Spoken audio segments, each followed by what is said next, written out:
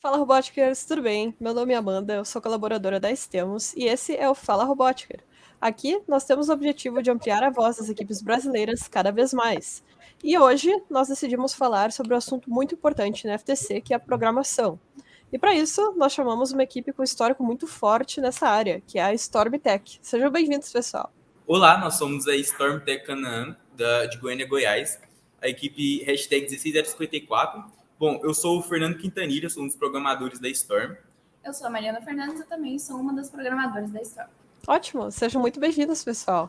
Então, vamos começar a nossa entrevista. Começando pela pergunta que todo mundo quer saber. Na TC, algumas linguagens de programação são aceitas e outras não, né? E muitas são derivadas de Java, ou do Google Blockly, né? Que originou o Blocks. Então, qual linguagem de programação a sua equipe utiliza? Bom, no começo da temporada, para o torneio de BH que teve agora recentemente, por nós temos uma equipe que estava meio recente ali com a competição, tem caído agora de paraquedas, nós optamos por começar utilizando o bloco. Assim, por ter uma menor curva de aprendizagem, mas só que ao decorrer do tempo nós vimos algumas limitações e nós decidimos mudar para Java, que era onde nós conseguimos uma melhor funcionalidade. Ótimo. Agora, nossa atual linguagem é Java. Legal. Java é uma das linguagens mais utilizadas no mundo, No né? É uma caso, ótima escolha. só complementando aqui, do Android Studio mesmo. Java é uma das linguagens de programação que mais vem crescendo, né? Ela vem sendo muito requisitada pelos programadores e as pessoas nessa área. Então, acaba que a gente tem mais recursos sobre ela. Ótimo. E então, já entrando nesse tópico de Java, quais funcionalidades dessa linguagem não podem ser encontradas em outras, né? Porque ela é uma linguagem muito ampla, que tem muito recurso na internet e fora dela.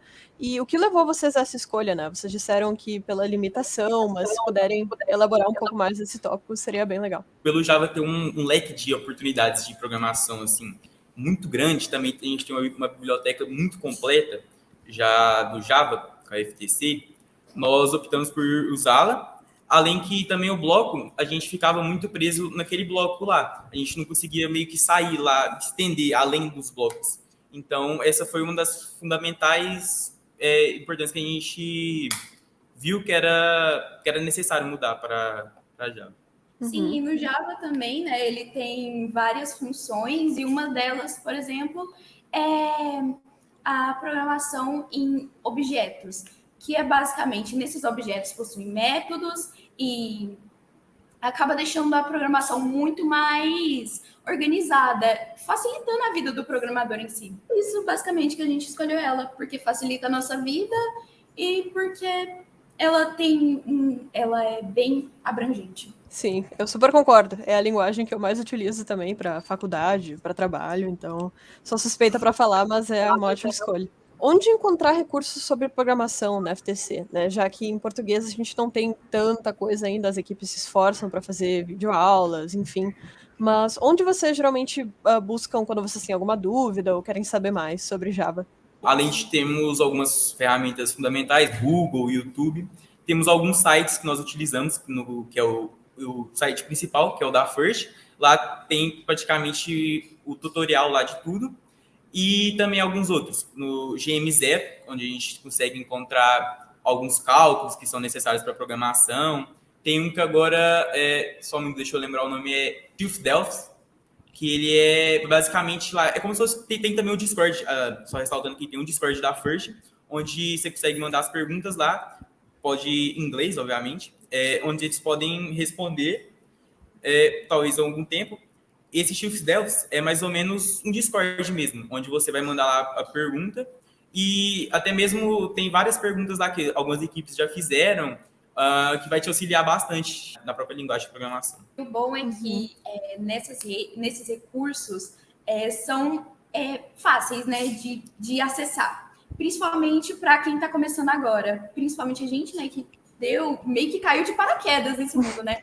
Então, sim, ajudou demais, a gente pôde ter fácil acesso a essas redes. Então, eu acho que é essencial isso, ter uma rede confiável, né, uma rede bacana e que seja de fácil acesso para as outras pessoas. E vocês também, quando tem dúvidas, vocês conversam com outras equipes, trocam uma ideia com elas também? Sim.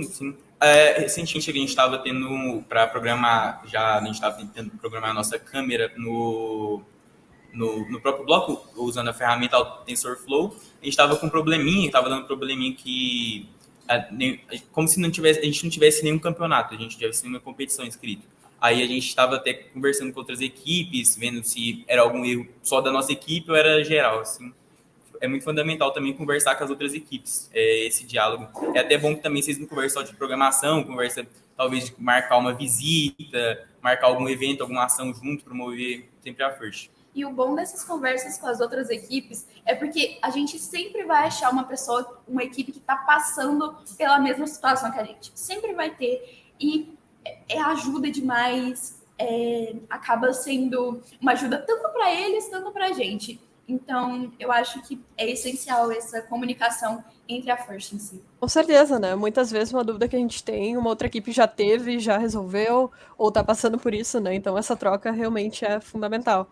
Muito bom esse exercício que vocês fazem. É assim que a gente vai aprendendo, né? Porque programação não é fácil. Continuando, como o código de vocês evoluiu com o tempo, né? Porque vocês têm um histórico muito forte na parte autônoma, na parte teleoperada também, obviamente, né? Comunicação entre o robô. Mas como vocês sentem que vocês, mesmo vocês sendo alunos novos na equipe agora, o que vocês percebem de evolução, assim, desde que vocês iniciaram? O nosso processo de qualidade, a gente faz um método muito interessante, que até mesmo programadores que, fugindo ali da parte de programação orientada a objeto, no caso, que é o que a gente faz no FTC, utilizam, que é o Stepwise, que no caso é basicamente assim, para a gente programar e manter sempre corrigir os erros, manter nossa qualidade sempre alta, a gente, por exemplo, a gente quer fazer a programação do movimento do nosso robô.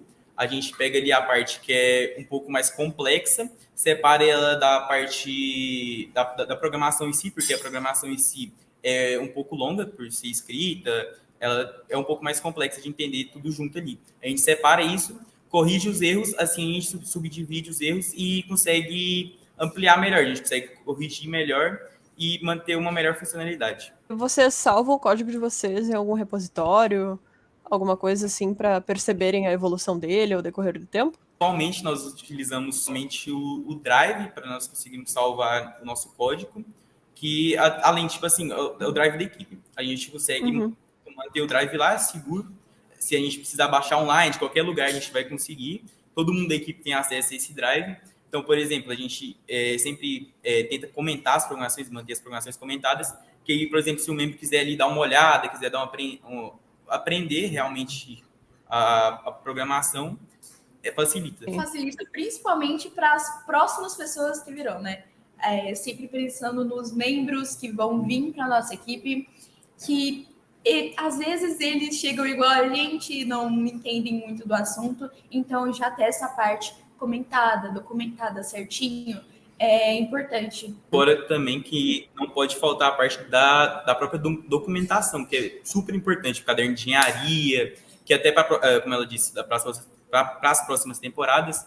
Então, por exemplo, ali, você está estudando sobre, por exemplo, o encoder ali. É de extrema importância você documentar tudo que você aprendeu para até mesmo você não esquecer no futuro. Eu mesmo perguntar sobre documentação para vocês, tipo, no caderno de engenharia é um dos requisitos, né, falar sobre o processo de construção do robô e tal, mas vocês elaboram bastante na parte de programação, vocês dividem a programação por subsistemas, assim, como vocês se organizam mais ou menos, assim, para mostrar esse processo para os juízes? A gente tem a parte do caderno de engenharia de programação, aí, por exemplo, ali, a gente que está, por exemplo, eu estou estudando ali, você está novamente o encoder, por exemplo, eu vou me aprofundar nesse assunto, aí eu vou documentar tudo que eu entendi para eu conseguir realmente absorver esse conteúdo para conseguir até mesmo para as outras pessoas lerem e entender mesmo do significado e o que o próprio encoder faz. Ótimo. Comentar o código é uma das melhores práticas que se pode ter, né? Independente de onde tu estiver programando. Então, essa é uma parte muito importante. E muito bom que vocês fazem isso. Assim que nem vocês disseram, as próximas gerações da equipe sempre vão saber o que estava acontecendo, né?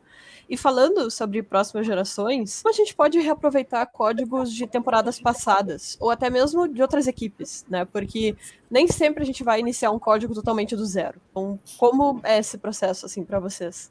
A partir que lançou essa temporada, nós analisamos o jogo, a arena, como eram os elementos, nós decidimos fazer um robô mais ou menos com a mesma base da temporada passada, ou seja, 4 rodas, e ele não é basicamente quadrado perfeito, mas quadrado do robô. Aí a gente, meio que, como era a programação da temporada passada, era o formato do robô era parecido, a gente consegue com a maior facilidade reaproveitar esse código. Então, a gente não precisa necessariamente começar um código todo do zero, a gente pode adaptar, se tiver algum errozinho, a gente consegue adaptar para o nosso próprio robô. Então, sempre a gente consegue reaproveitar, mas só que adaptando o que já tinha. Uhum. Inclusive, era na FLL é basicamente isso, pelo menos pelo meu aprendizado. A gente sempre tentava adaptar algo que já tinha, algo tipo assim, a gente pegava o problema, por exemplo, tinha um problema ali, aí o que eu posso fazer para melhorar esse problema? Então, eu vou adaptar em cima desse problema para conseguir ser o mais benéfico para nós. E de outras equipes, vocês chegam a reaproveitar também? Não chegamos, tipo assim, a pegar um código de outra equipe, assim. A gente só, tipo assim, quando a gente tem alguma dúvida, a gente dá uma olhada no YouTube ou em alguma fonte de algum site que tem as programações, as informações, e a gente sempre tenta ali estudar sobre o assunto para conseguir entender bem e aplicar de uma melhor maneira para nós. Ótimo.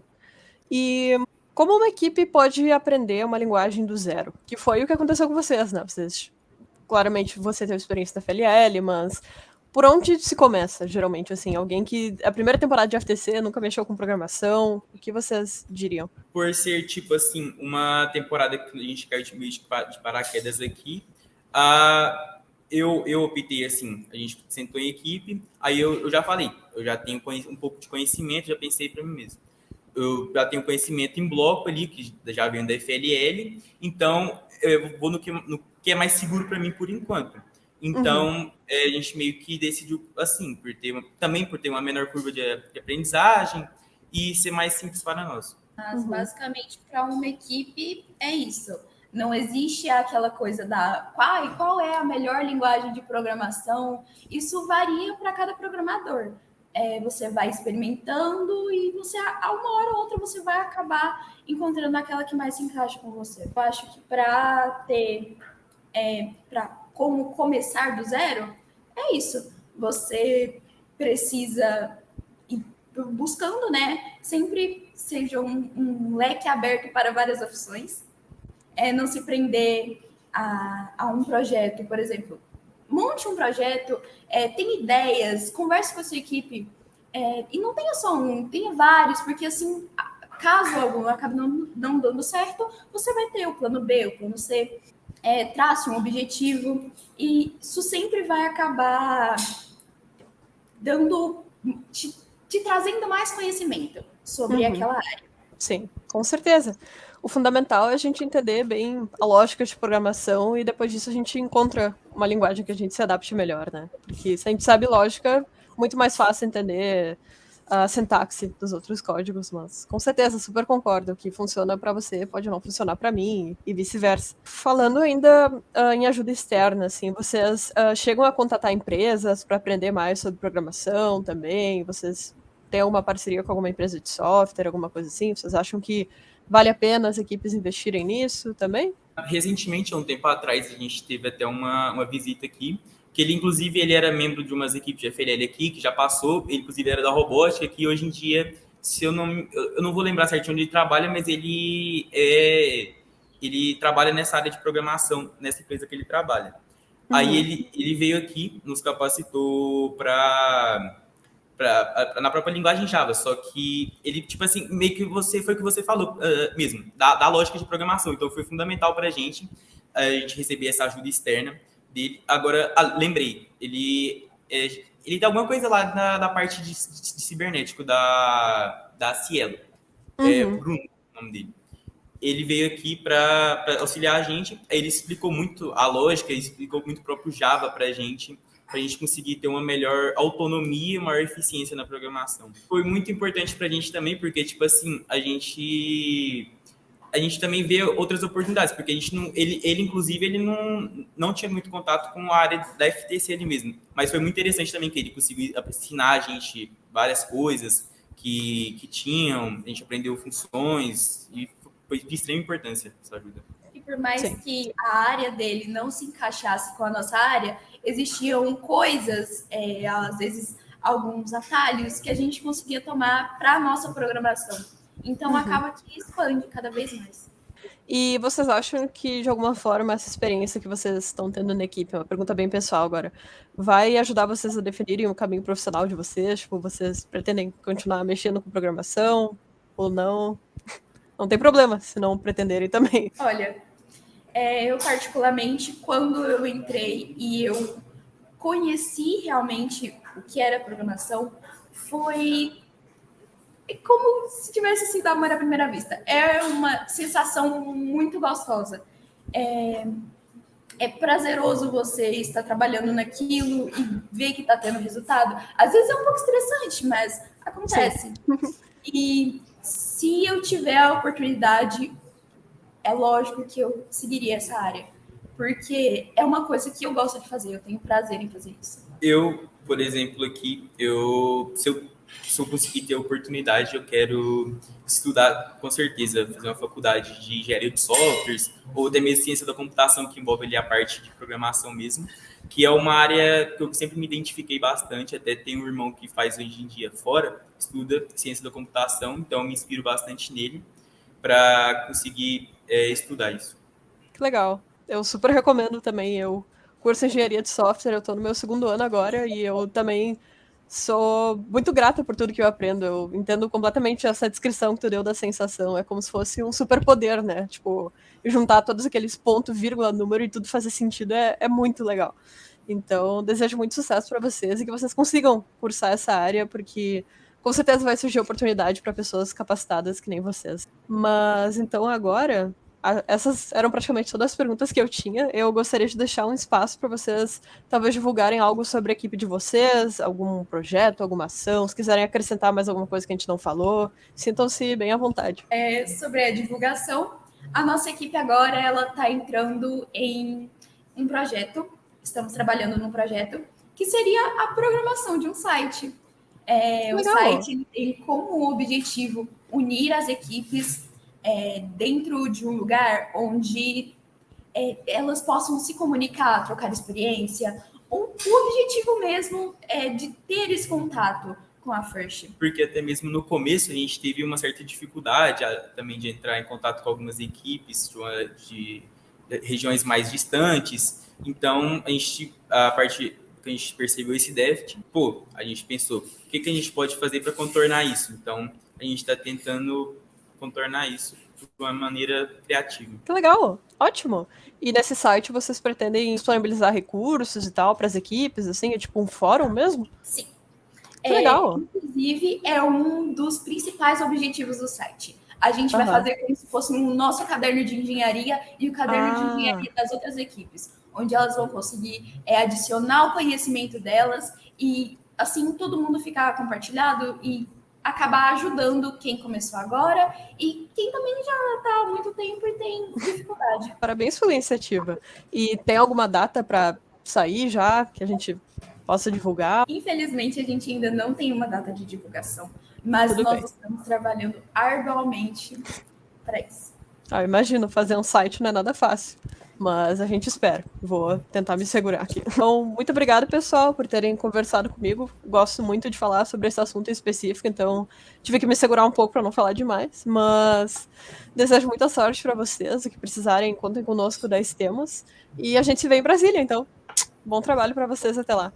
Até mais. Nós que agradecemos pela oportunidade de estar aqui gravando hoje com você.